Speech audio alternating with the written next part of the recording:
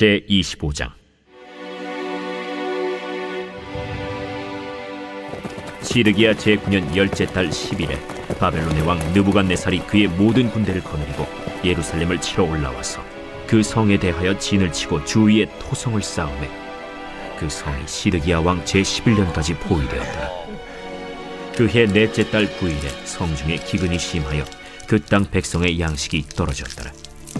그 성벽이 파괴되매 모든 군사가 밤중에 두 성벽 사이 왕의 동산 견문길로 도망하여 갈대아인들이 그 성읍을 에워쌌으므로 그가 아라바 길로 가더니 갈대아 군대가 그 왕을 뒤쫓아가서 여리고 평지에서 그를 따라잡으매 왕의 모든 군대가 그를 떠나 흩어진지라.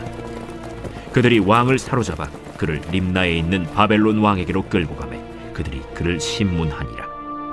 그들이 시드기야의 아들들을 그의 눈앞에서 죽이고 시드기야의 두 눈을 빼고 놋사슬로 그를 결박하여 바벨론으로 끌고 갔더라.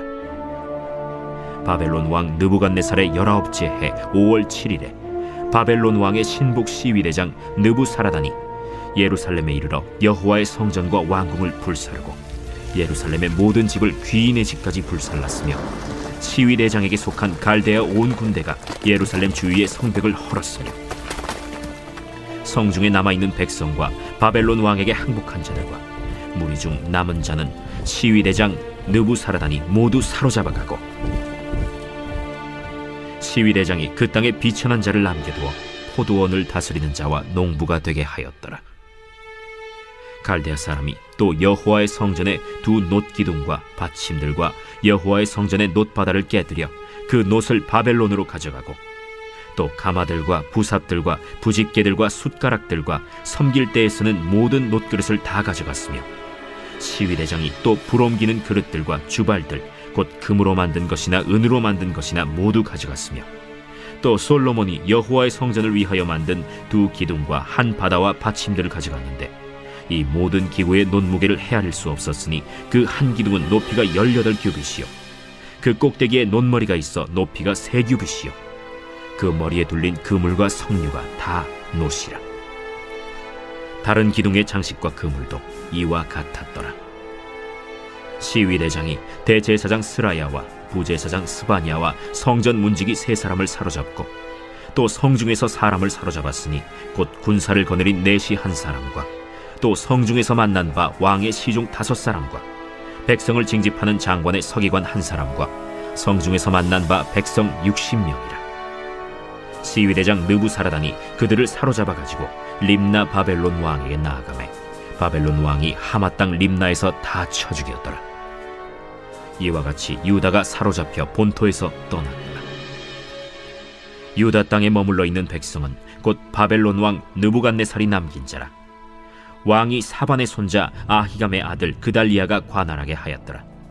모든 군대 지휘관과 그를 따르는 자가 바벨론 왕이 그달리아를 지도자로 삼았다 함을 듣고 이에 느다니아의 아들 이스마엘과 가레아의 아들 요하난과 느도바 사람 단후메스의 아들 스라야와 마가 사람의 아들 야사니아와 그를 따르는 사람이 모두 미스바로 가서 그달리아에게 나아가매 그달리아가 그들과 그를 따르는 군사들에게 맹세하여 이르되 너희는 갈대아인을 섬기기를 두려워하지 말고 이 땅에 살며 바벨론 왕을 섬기라. 그리하면 너희가 평안하리라. 7월에 왕족 엘리사마의 손자 느다니아의 아들 이스마엘이 부하 10명을 거느리고 와서 그달리아를 쳐서 죽이고 또 그와 함께 미스바에 있는 유다 사람과 갈대아 사람을 죽인지라. 노소를 막론하고 백성과 군대 장관들이 다 일어나서 애굽으로 갔으니 이는 갈대아 사람을 두려워함이었더라.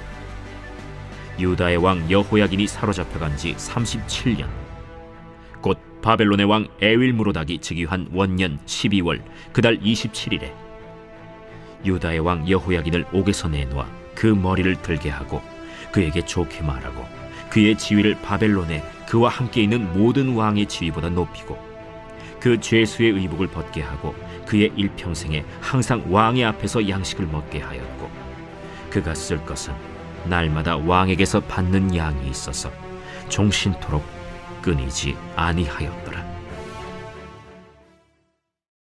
오늘 새벽에도 주님의 보좌 앞으로 나오신 성도들에게 하나님의 은혜와 평강이 함께 하시기를 축원드립니다. 오늘 열왕기하 25장 마지막 장을 함께 살펴보도록 하겠습니다. 열왕기서는 이스라엘 왕들에 대한 이야기를 기록하고 있죠. 하지만 이것은 단순히 이스라엘 왕들의 역사에 대한 이야기가 아니고 왕 같은 제사장으로 부름받은 우리들을 위한 복음의 메시지임을 기억할 필요가 있습니다. 북쪽 이스라엘이 10명의 왕이고 남쪽 유다도 20명의 왕, 또 남쪽 유다도 20명입니다. 외우기는 쉽죠. 북쪽에 20명, 남쪽에 20명. 다윗이 죽은 이후 솔로몬이 왕위에 올랐지만 그는 다윗의 길로 행하지 않고 하나님의 말씀과 멀어지며 우상 숭배를 하게 되었습니다. 하나님은 이 이스라엘을 정신 차리게 하기 위해서 나라를 반으로 나누시죠. 북쪽의 10개의 지파를 여로보암에게, 남쪽의 유다 지파와 베냐민 지파를 르호보암에게 맡기십니다. 두 왕에게 기대하신 것은 하나님께로 돌아오는 것인데 안타깝게도 두 왕 모두 우상 숭배의 길로 갑니다.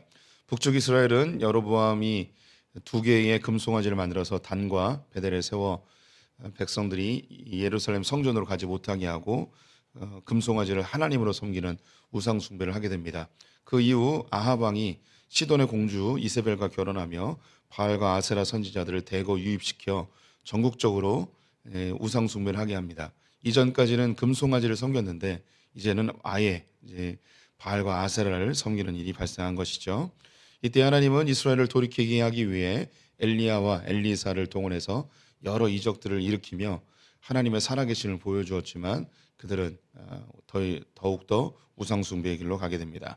결국 호세아 왕 때에 아수르에 의해서 기원전 722년에 북이스라엘이 먼저 멸망하게 되었습니다.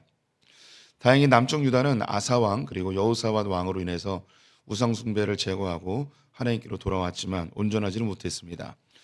여호사밧 같은 경우 통일 이스라엘을 꿈꾸며 북쪽 이스라엘 이세벨의 딸이었던 아달랴를 며느리로 삼으며 통일 이스라엘을 도모하였지만 오히려 이 아달랴로 인해서 다윗의 왕조가 끊어질 뻔하는 위기에 처하게 되었습니다. 이후 우시아와 히스기야로 인해서 우상 숭배를 제거하고 다시 종교개혁을 일으킵니다. 하지만 또다시 므낫세 때에 우상 숭배의 길로 가게 되죠. 마지막 선왕으로 불려지는 요시야 때에 전면적인 종교개혁을 일으킵니다. 하지만 이 요시야의 종교개혁이 남유다를 구원하지 못하게 되는데요. 요시야가 갑작스럽게 죽고 20여 년이 지나서 남유다는 바벨론에 의해서 멸망하게 됩니다. 오늘 그 멸망의 장면인데요. 우리는 요시야 때를 좀 주의해서 볼 필요가 있습니다. 이미 몇 차례 언급을 드렸는데 요시야는 하나님 앞에 전무후무한 너무나 훌륭한 왕이었고 종교개혁을 일으키고 또 하나님 말씀대로 나라를 다스리고 또 백성들을 하나님께로 돌이키는 일이 있었지만 그는 갑작스럽게 죽고 나라는 멸망하게 됩니다. 이때에 그러면 요시야가 한 일이 아무것도 없는가? 그렇지는 않습니다. 그의 종교개혁과 하나님 앞에서의 충성스러움은 물거품이 된 것인가? 그게 아니라고 말씀드렸죠. 이 요시야 때에 하나님 앞에서 종교개혁하며 말씀대로 충성스럽게 살았던 그 현장을 청소년들 그리고 유소년들이 이걸 보았습니다. 그리고 이 유력한 예루살렘의 유소년과 청소년들이 바벨론의 포로로 끌려가게 됐고 이 포로로 끌려갔던 사람들 중에 우리가 알고 있는 다니엘과 세 친구가 여기에 있는 거죠. 이들이 요시야 왕의 영향을 받아 그들이 바벨론에서도 하나님의 말씀대로 이 나라가 멸망한 게 하나님의 말씀을 따르지 아니하였기 때문이구나. 우리 요시야 왕처럼 하나님의 말씀대로 나라를 다스려야 된다. 나라를 세워야 된다. 그런 다짐을 하게 되죠. 그래서 그 남은 자들을 통해서 예루살렘이 다시 재건되고 이스라엘이 회복되기 위하여 애쓰게 되고 그들의 후손들 중에서 이제 예수님이 탄생하는 일이 발생하게 되는 것이죠.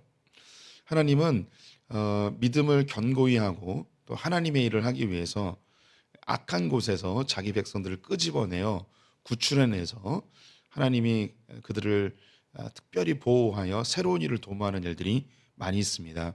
굉장히 반복되는 일인데요. 이 야곱이 이 가나안 땅에 있었다면 하나님을 깊이 만나지 못했는데 그가 하란으로 도망해서 20년 세월을 보내죠. 그래서 이 하란에서 하나님과 깊이 만나는 일이 발생하게 됩니다. 요셉이 가나안 땅에 있었다면 형들에 의해서 그는 죽임을 당할 수도 있었고 또 그의 겸손하지 못한 태도가 계속 유지되었을 것입니다. 그를 애굽으로 형들에 의해서 죽임을 당할 뻔하였지만 애굽으로 보내셔서 그가 20여 년 동안 종살이로 감옥 생활을 하며 하나님 안에 다듬어지는 일이 발생하게 되죠. 이게 하나님께서 하시는 일입니다. 또 가나안 땅에 있었던 야곱의 자손들 70여 명의 후손들을 하나님 애굽으로 옮기셔서 거대한 민족으로 번성케 하시죠. 그렇게 이제 하나님이 다루시는 거예요. 또 이제 바벨론의 포로로 끌려간 이스라엘 사람들을 통해서 이 남은 자들을 통해 새로운 이스라엘을 만들어 가시죠. 우리가 또 하나님 안에서 그런 삶을 살게 됩니다. 이 교회 역사 속에서도 안전하고 혹은 자기들에게 익숙했던 그곳을 떠나게 하셔서 하나님이 새로운 일들을 하시는 것을 보게 되죠. 그곳에 있었다면 그들의 신앙이 견고해지지 못하고 하나님께 가까이 가지 못하는 그런 너무나 이 정형화된 그들의 삶, 안정된 삶에서 벗어나지 못하기 때문이죠. 종교개혁 마틴 루터와 또 칼빈에 의해서 종교개혁이 일어나고 유럽에 이 개신교의 바람이 일지만 이 천주교가 여전히 이 장악하고 있는 유럽 땅에서 이 개신교의 하나님 말씀을 중심으로 한 신앙이 잘 꼽히지 못하게 되었기 때문에 하나님은 이 청교도인들을 아메리카 대륙으로 옮기셔서 이 기독교의 말씀 중심의 이 개신교를 부흥시키는 일을 행하게 하시죠. 이처럼 하나님은 자기의 익숙한 곳을 떠나 하나님이 예비하신 새로운 곳에서 신앙이 성장하게 하는 일들을 일으키십니다. 우리 성도님들의 삶에서도 그런 일들이 충분히 이미 일어났고 또 일어나게 될 것입니다.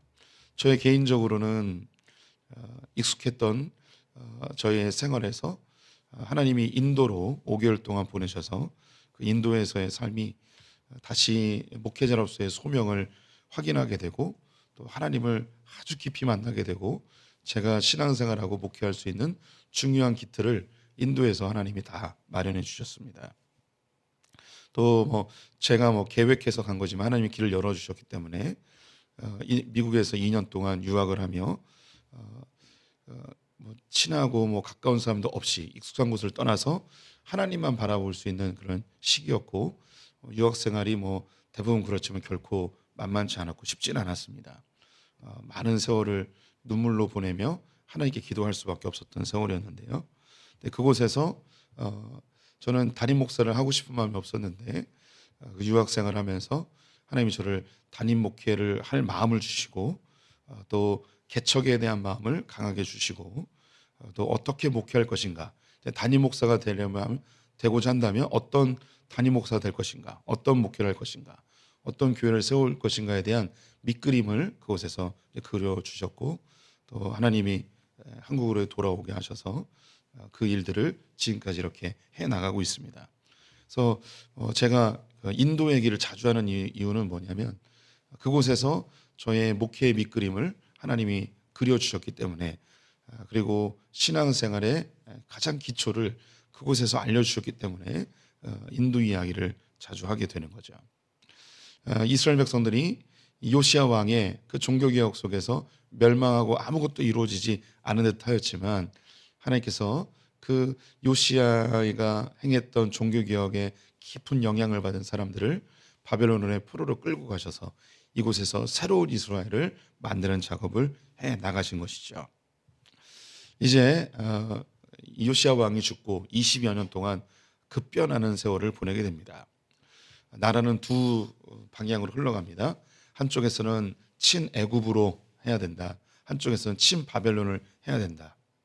신은 강대국으로 떠오르는 이 바벨론, 그리고 예레미야가 백성들에게 선포하기를 하나님께서 이 바벨론에게 이 유다 땅을 맡기셨기 때문에 빨리 바벨론에 항복하셔야지 고통당하지 않고 하나님의 새로운 재창조의 역사를 경험할 것이라는 그런 선포들을 합니다. 그래서 이 바벨론 편에서는 무리들이 있었고 반면에 더 많은 숫자가 오랫동안 이 중동 일대를 장악했던 이 애굽의 편에 서야 된다. 이 바벨론은 애굽과 함께 손을 잡고 물리쳐야 된다. 이런 부류가 있었습니다. 그래서 이 백성들 사이에서 옥신각신, 신하들 사이에서도 옥신각신 하게 되죠.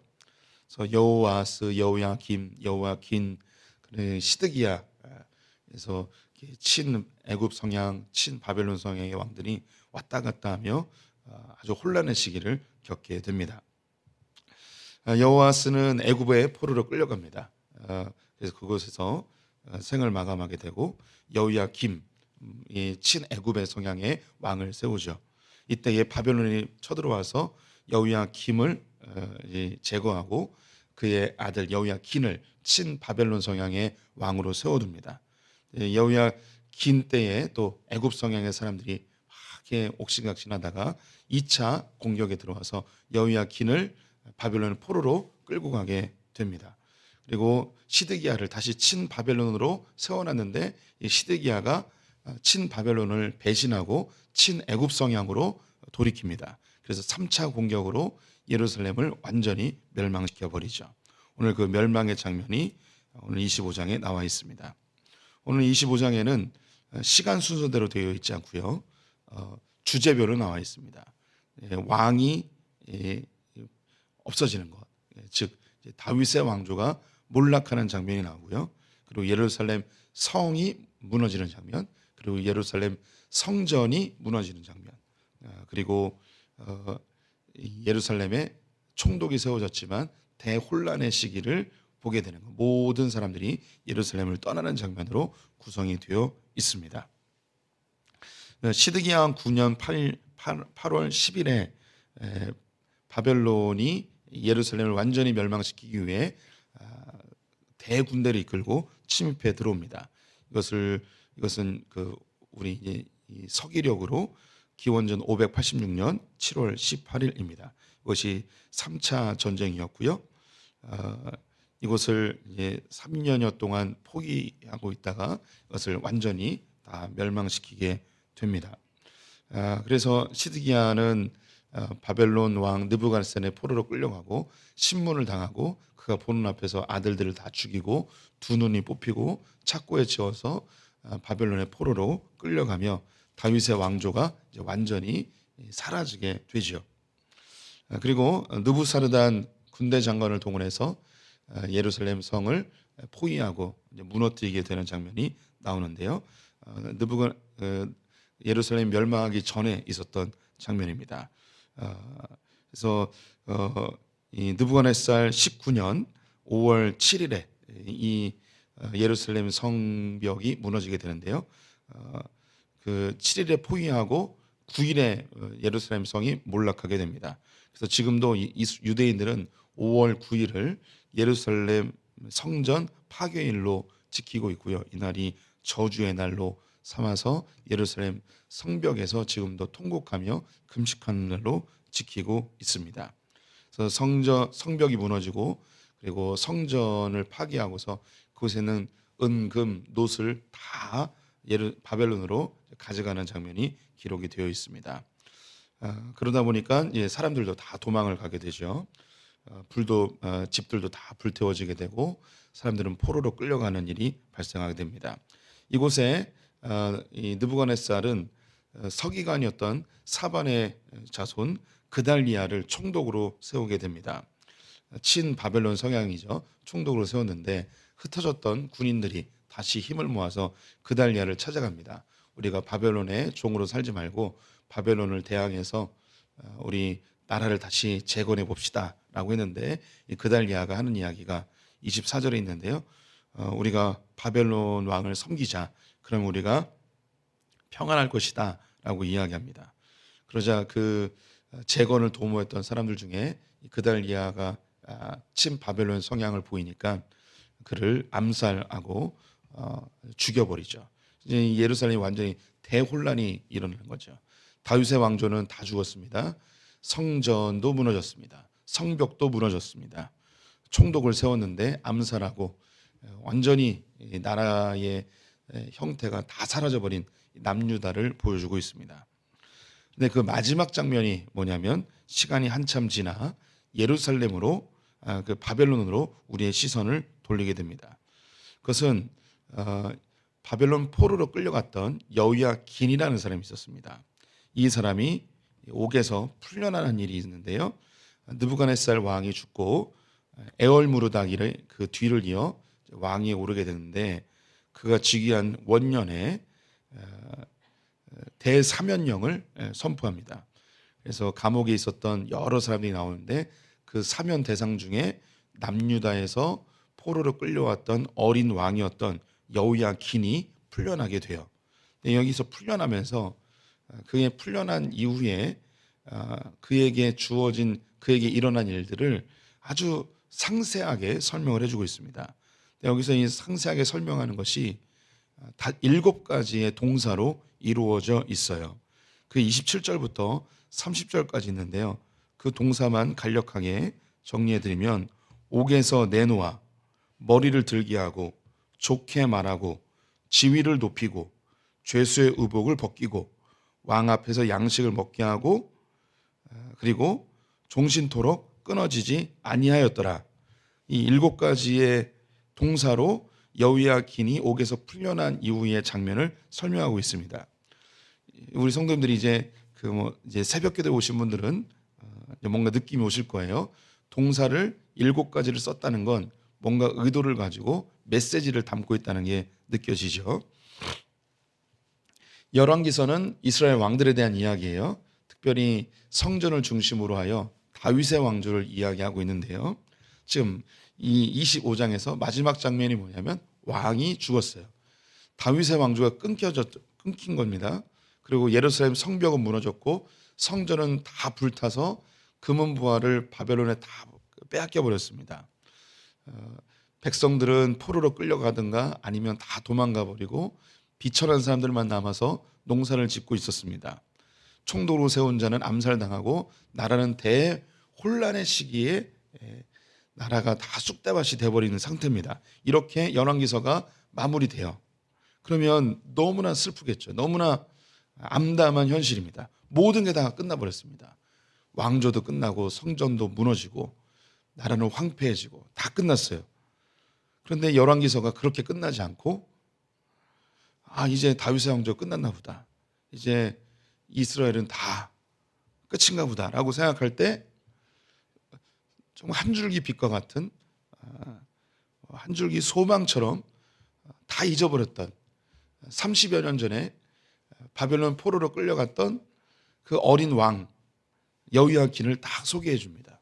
그리고 그에게 일어난 일, 그가 옥에서 풀려나고 다른 왕자들처럼 지위를 회복하고 의복을 벗고 죄수복을 벗고 의복을 입고 식탁에서 식사를 하고 그에게 종신토록 공급되어지는 7가지의 동사를 쫙 이야기하면서 뭔가 희망을 싹 보여주죠. 우리는 눈으로 볼 때 다윗의 왕조가 다 끝난 것 같은데 하나님께서는 저 먼 1200km가 훨씬 더 떨어져 있는 저 바벨론의 아무도 모르는 옥에서 하나님이 다윗의 왕조의 씨앗을 여전히 보존하고 있고 그를 회복하는 모습을 열왕기서에서 보여주고 있습니다. 이것이 하나님이 일하시는 현장이죠. 인간의 눈으로 볼 때는 다 끝난 것 같고 소망이 없는 것 같고 다 망한 것 같은데 하나님께서는 우리가 알지 못하는 곳에서 하나님의 일을 해나가고 계시는 거죠. 이 장면을 보니까 산불의 현장이 그려집니다. 산불이 나면 모든 게 다 불타 없어지죠. 그런데 다 없어진 것 같은데 그 땅 속에서 불탄 현장에서 그 나무의 씨앗들이 움을 트고 있는 겁니다. 특별히 이 소나무과에 있는 그 솔방울들이 불에 타면요 신기한 게 이게 불이 타면 벌어지면서 씨가 오히려 땅에 박힌대요. 그래서 이제 소나무들이 잣나무들이 막 일어나는 거죠. 그래서 그 불탄 그 산들을 보면 다른 수종들은 없고 그런 침엽수들이 많이 자라나는 것을 볼 수 있다고 합니다. 이 다윗의 왕조가 이스라엘이 다 불타서 멸망해서 사라진 듯하는데 하나님이 다윗의 왕조를 눈여겨 보시고 다시 움트게 하시고 소망을 다시 주시는 이 장면이 있습니다. 하나님께서 우리 성도님들의 삶에서도 이와 같은 일을 하십니다. 다 끝난 것 같고 다 패망한 듯 하지만 하나님께서 하나님의 일을 해 나가십니다.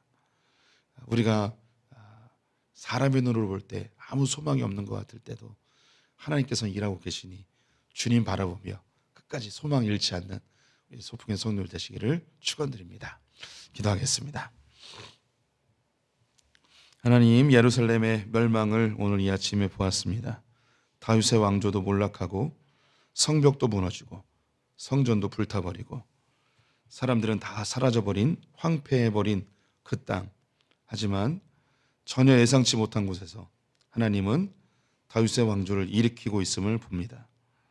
우리의 삶에서도 사람의 눈으로 볼 땐 아무런 소망이 없어 보이지만 주님은 여전히 하나님의 일을 행하시고 회복의 역사를 일으키실 줄 믿습니다. 하나님, 우리 눈에 보이는 것에 우리의 마음이 빼앗기지 않고 온전히 하나님만 바라보는 주님께만 소망을 두는 소풍의 성도들 되게 하여 주시옵소서. 하나님, 이 나라 이 민족을 긍휼히 여기셔서 교회가 힘을 잃어버리는 듯하지만 주님께서는 하나님의 역사를 이 땅 가운데서 완성시키실 줄 믿습니다. 그렇게 행하여 주시옵소서. 오늘 하루 주님께 의탁하며 예수님의 이름으로 기도드렸습니다. 아멘.